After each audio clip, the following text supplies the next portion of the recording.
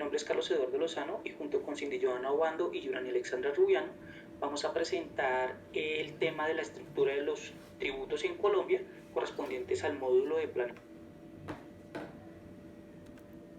fiscal. Para esto vamos a abordar la siguiente tabla de contenido. En primer lugar tenemos la jerarquía normativa de los tributos en Colombia. En segundo lugar tenemos los preceptos fundamentales y constitucionales. En tercer lugar tenemos los principios de los tributos. En el cuarto lugar tenemos los elementos jurisprudenciales de los tributos. En el quinto lugar las obligaciones tributarias. En el sexto lugar el marco normativo y jurídico. En el séptimo lugar los conceptos y clasificación de los tributos. Y finalmente hablaremos de los tributos directos e indirectos. Para hablar de la jerarquía de la normativa de los tributos en Colombia es importante recordar la pirámide de Kelsen, porque es importante también hablar de una jerarquía normativa nacional y otra a nivel territorial, porque esto lo veremos más adelante de acuerdo a los tipos de tributos. Estos pueden ser del orden nacional o territorial. En el orden nacional tenemos que la jerarquía más alta está en la Constitución política, luego están los tratados internacionales y luego tenemos las leyes estatutarias y las orgánicas, y finalmente tendríamos los decretos con fuerza de ley y las resoluciones.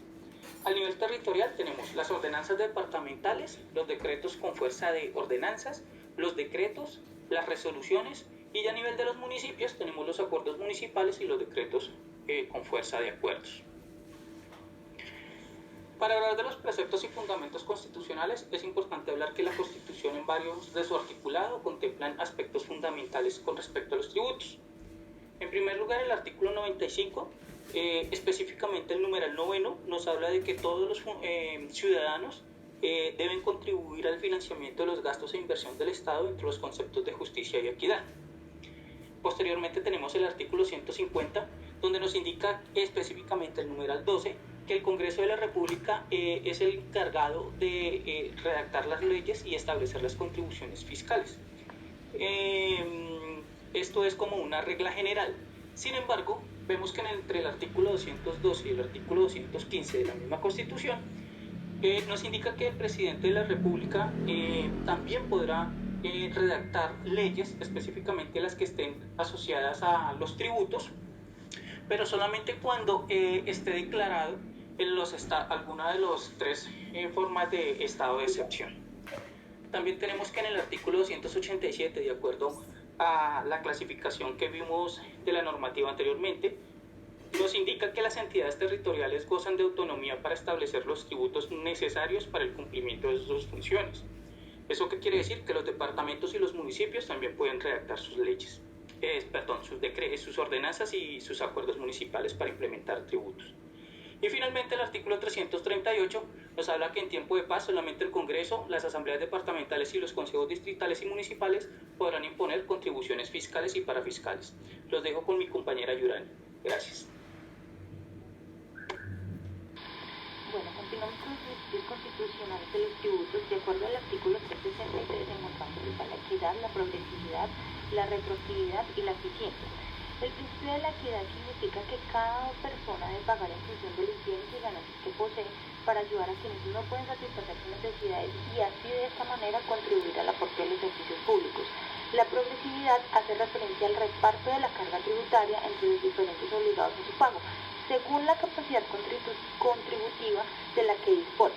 ¿Esto qué quiere decir? Que un análisis proporcional del aporte total de cada contribuyente en relación con su capacidad contributiva. Y el principio de la eficiencia es un recurso técnico del sistema tributario dirigido a lograr un mayor recaudo de los tributos con un menor costo de la operación.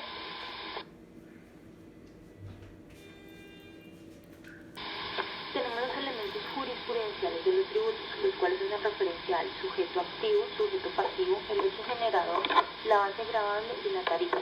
El sujeto activo es el acreedor de la obligación tributaria. Normalmente es el Estado, y en estos casos es el mismo Estado quien delega a los organismos facultados para la regulación y control de estas condiciones. El sujeto pasivo viene a ser el deudor de la obligación tributaria. El hecho generador es el hecho económico por el cual se origina la obligación tributaria y esta obligación está dada por el Estado para suplir con estos recursos las necesidades públicas. La base gravable es aquel rango donde se aplicará la tarifa según la especificación por último tenemos la tarifa, que es el porcentaje a aplicar, que puede ser según la parte proporcional que se ha determinado previamente.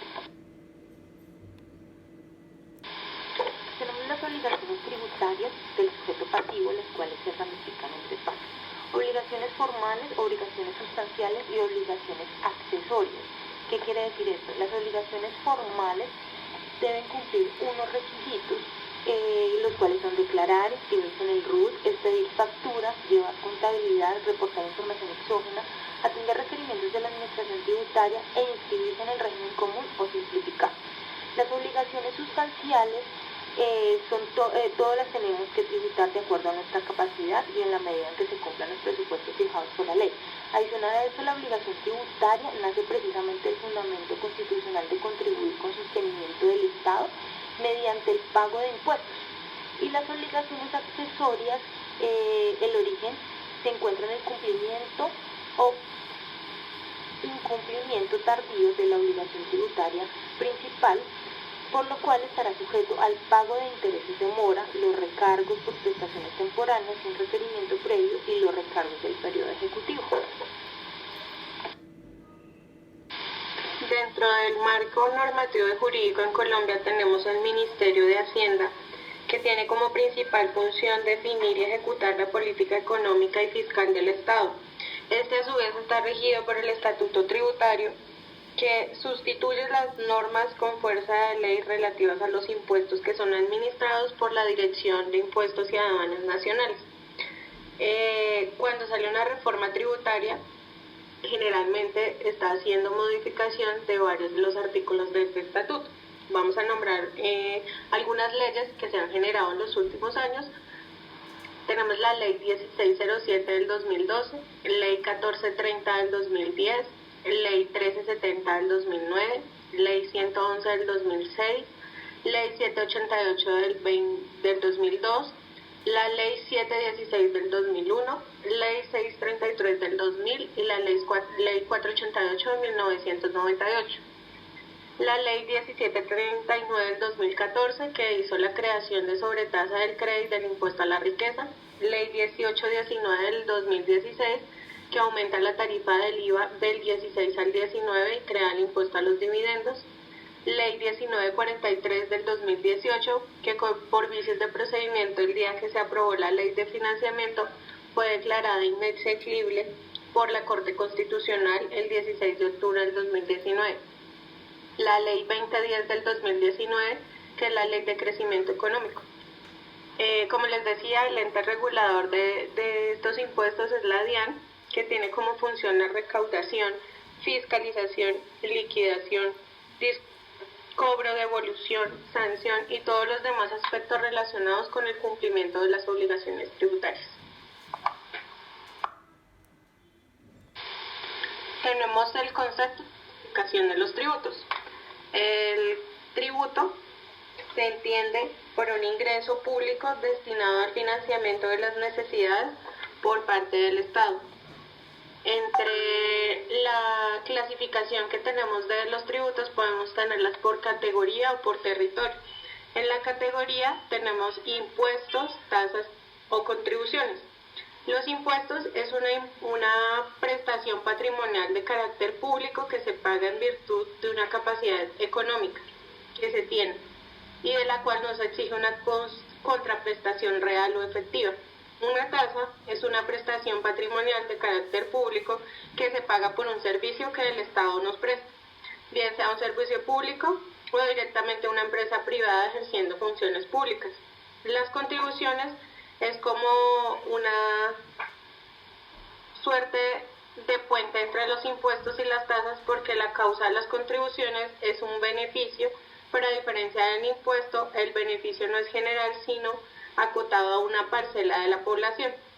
Los impuestos nacionales se aprueban mediante leyes que los recauda la DIAN. Tenemos el tema de territorios, que sería nacional, departamental y municipal. En los nacionales, como bien lo decía, está regida por la DIAN, que es quien recauda estos impuestos. En los departamentales se aprueban mediante ordenanza, los recauda la Secretaría de Hacienda distrital o municipal. Los impuestos municipales se aprueban generan mediante acuerdos municipales y los recaudan las secretarías de haciendas distritales o municipales. Tenemos los impuestos, que son uno de los tributos más importantes para el Estado, ya que estos van directamente al presupuesto nacional. Entre estos los podemos dividir entre directos o indirectos. Los directos se le conocen como impuestos a todo lo que recae directamente sobre la persona. El impuesto directo grava al tener un patrimonio, un ingreso, recae directamente sobre la persona o empresa que posee el patrimonio o que genera la renta. Los impuestos indirectos se les conoce como impuestos a todo lo que no recae sobre la persona, sino sobre los bienes y servicios o sobre transacciones. Entre tanto, el indirecto es en quien recae sobre quien consume o hace algo. Ejemplo de algunos impuestos directos en Colombia está el impuesto sobre la renta, el impuesto al patrimonio, la ganancia ocasional, impuestos, sucesiones y donaciones, impuestos de liquidación de sucesiones. Y entre los impuestos indirectos tenemos el IVA, el impuesto al consumo. Con esto damos por finalizada nuestra exposición. Muchas gracias por su atención.